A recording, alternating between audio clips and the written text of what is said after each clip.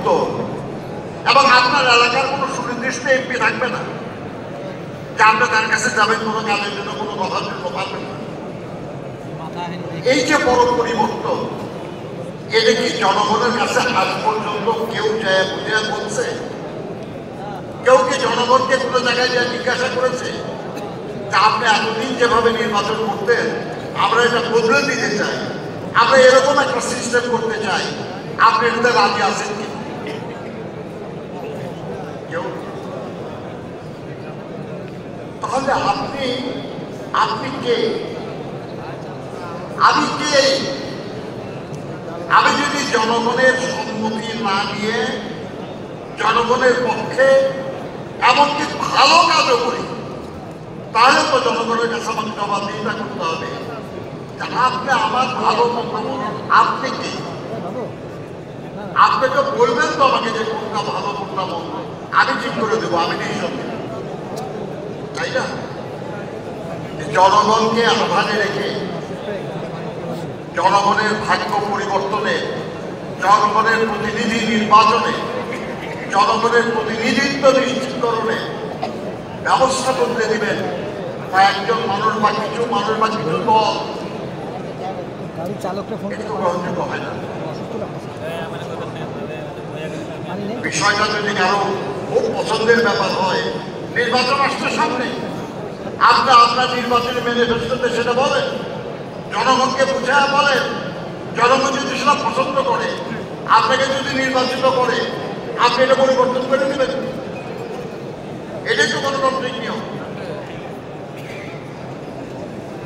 অন্যভাবে চেষ্টা করছি, আমরা বলি আমরা সব ইতিবাচক পরিবর্তনের পক্ষে, এবং আমরা পক্ষে না, আমরাই পক্ষে। আর কেউ বেগম খালেদা জিয়া যখন 2016 সালে ভিশন 2030 ঘোষণা করেছিল, তখন কি বাংলাদেশের আর কোন রাজনৈতিক দল কোন সংস্কার প্রস্তাব করেছিল? এমনকি দেশনায়ক তারেক রহমানের নেতৃত্বে 2022 সালে যখন আমরা 27 দফা রাষ্ট্র সংস্কার কর্মসূচি প্রকাশ করেছিলাম, তখনও তো কোনো রাজনৈতিক দল কোনো সংস্কারের প্রস্তাব করে নাই। এবং সেই 27 দফা আন্দোলনের মতো অন্যান্য দলগুলির সাথে আলোচনা ক্রমে আমরা 31 দফা করলাম এবং সেটা ঘোষণা করা হলো। আজ পর্যন্ত বাংলাদেশে আলোচিত সংস্কার প্রস্তাব একমাত্র 31 দফা করে, এবং সেখানে যে সুপারিশ বলা হয়েছে, এই যে সংস্কার কমিশন ইত্যাদি আছে, 31 দফায় যা বলা হয়েছে তার সবটা সেখানে নাই, কম আছে তার চেয়ে। এবং আজকে একটু আগে আমরা আলোচনা করতেছি যে এই গত 16 বছরের আন্দোলন তো ঘটেই, এমনকি 24-এর যে ছাত্র শ্রমিক গণঅভ্যুত্থান যেটা হলো, সেখানেও সবচেয়ে বেশি মানুষ নিহত হয়েছে শ্রমজীবী মানুষ, সাধারণ মানুষ, তারপরে ছাত্র। এখন আমাদেরকে এই সংস্কার প্রস্তাবে শ্রমিক বা ছাত্রের ব্যাপারে কিছু নাই, যেটা জরুরি ছিল। অন্য ব্যাপারগুলি নিয়ে অনেক আলোচনা হচ্ছে। আপনারা সচেতন মানুষ, আমি আপনাদের অনুরোধ করবো বিষয়গুলি বিবেচনায় রাখা এবং বুঝে শুনে জনগণের সাথে কথা বলা, প্রতিপক্ষের প্রশ্নের জবাব দেওয়া। কারণ একটা ষড়যন্ত্র চলছে, অনেক ভাবনা। ব্যাপারটা এমন যে বহু রাজনৈতিক দলের কাছে যেন বিএনপি ক্ষমতায় এসে গেছে আর ওনারা বিরোধী দল, এইভাবে।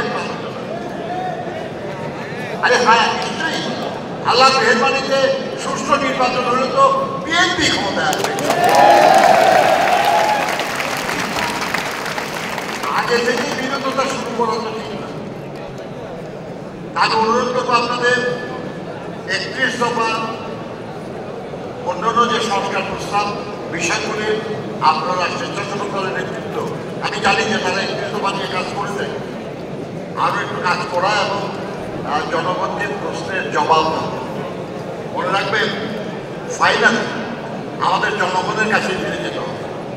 জনগণই আমাদের রাজনৈতিক সিদ্ধান্তের মালিক।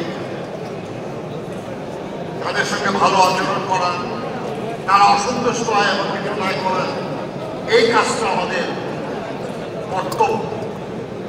সেটা বিএনপি বলেন আর কোনো অঙ্গদল বলেন, সবাই তাদের মনে কোনো প্রশ্ন থাকলে তার সুন্দরজনক জবাব দেওয়াও আমাদের দায়িত্ব। এই কাজটা আমাদেরকে পালন করতে হবে। আমার ধারণা আপনারা আমাদের ভারপ্রাপ্ত চেয়ারম্যান মহোদয়ের বক্তব্যেও অনেক কিছু পেয়ে যাবেন, সবসময় পান। এবং আমি জানি যে উনি অন্যান্য সংগঠনে অন্যান্য অনুষ্ঠানে যেসব বক্তব্য দেয় সেটাও আপনারা ইউটিউবে অনলাইনে আপনারা দেখেন। সেখান থেকে শিখে আমরা যেন জনগণকে আমাদের পক্ষে রাখতে পারি, এই চেষ্টা আমাদের।